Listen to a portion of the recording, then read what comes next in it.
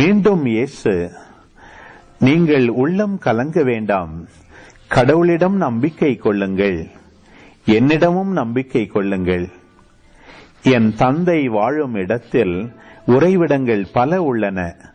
அப்படியில்லை எனில் உங்களுக்கு இடம் ஏற்பாடு செய்ய போகிறேன் என்று சொல்லி இருப்பேனா?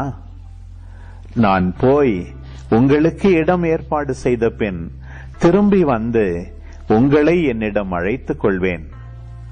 அப்போது நான் இருக்கும் இடத்திலேயே நீங்களும் இருப்பீர்கள்.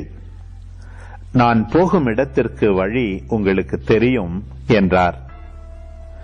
தோமா அவரிடம், ஆண்டவரே, நீர் எங்கே போகிறீர் என்றே எங்களுக்கு தெரியாது. அப்படி இருக்க நீர் போகும் இடத்துக்கான வழியை நாங்கள் எப்படி தெரிந்து கொள்ள இயலும் என்றார். இயேசு அவரிடம், வழியும் உண்மையும் வாழ்வும் நானே. என் வழியாய் அன்றி எவரும் தந்தையிடம் வருவதில்லை. நீங்கள் என்னை அறிந்திருந்தால் என் தந்தையையும் அறிந்திருப்பீர்கள். இது முதல் நீங்கள் தந்தையை அறிந்திருக்கிறீர்கள், அவரை கண்டும் இருக்கிறீர்கள் என்றார். அப்போது பிலிப்பு அவரிடம், ஆண்டவரே, தந்தையை எங்களுக்கு காட்டும், அதுவே போதும் என்றார்.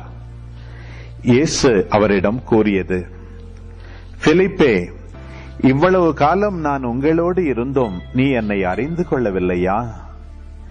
என்னை காண்பது தந்தையை காண்பது ஆகும்.